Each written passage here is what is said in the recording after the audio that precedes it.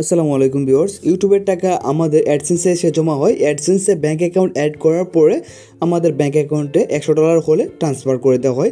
কীভাবে আপনারা অ্যাডসেন্সে আপনার ব্যাঙ্ক অ্যাকাউন্ট অ্যাড করবেন সেটা দেখিয়ে দিচ্ছি। তো আমরা প্রথমে অ্যাডসেন্সে চলে আসলাম, একটু লোডিং নিচ্ছে, আমি দেখাই আপনাদেরকে এখানে আমার কত ডলার হয়েছে আমি সেটাও আপনাদেরকে দেখাচ্ছি। দেখেন এখানে দুইটা অপশন চলে আসছে ব্যাঙ্ক অ্যাকাউন্ট অ্যাড করার জন্য। আপনাদের এখানে মেথডটা পরবর্তীতেও আসতে পারে। আমার এখানে অল্প ডলারে চলে আসছে, দেখতে পাচ্ছেন 33.99 হলেই আমার এখানে চলে আসছে।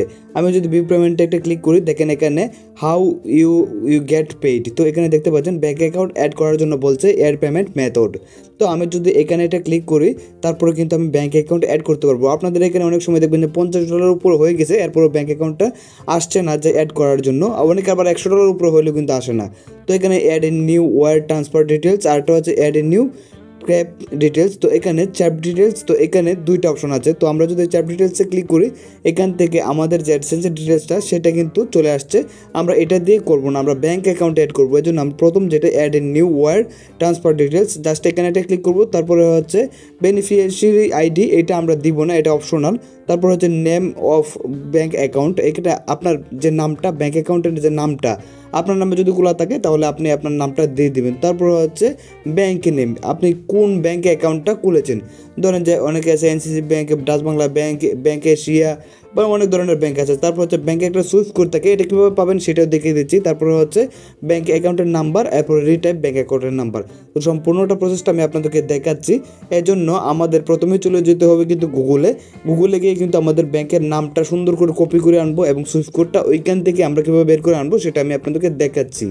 তো এই জন্য আমরা প্রথমে চলে যাব গুগলে, আর আপনার নামটা আপনি সঠিকভাবে আপনার অ্যাড্রেস সকল কিছু সুন্দর করে দেখে দিবেন। তারপর আমি এখানে দেখেন ডাচ বাংলা ব্যাঙ্কের সুইফট কোড সিলেট ব্রাঞ্চ, আমি এটা লিখে দিলাম যেহেতু আমার সিলেট ব্রাঞ্চে খোলা।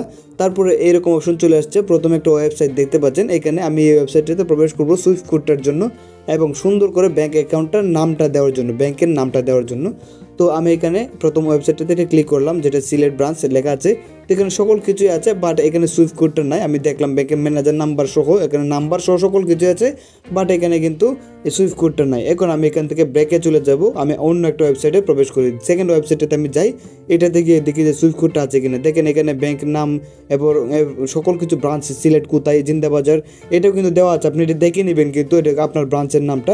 তো আমি এখানে ব্যাঙ্কের নামটা কপি করে আমি এখানে পেস্ট করে দিলাম, মানে আমার অ্যাডসেন্সে, এবং আমি আবার এখানে চলে আসলাম। এখানে দেখেন যে সুইফট কোডটাও কিন্তু এখানে দেওয়া আছে, দেখেন সুইফট কোড। তো সুইফট কোডটা এখান থেকে কপি করে নিয়ে আমরা আবার সুইফট কোডটা আমাদের অ্যাডসেন্সে দিয়ে দিব, যেখানে আমরা পেমেন্ট মেথডটা অ্যাড করছি।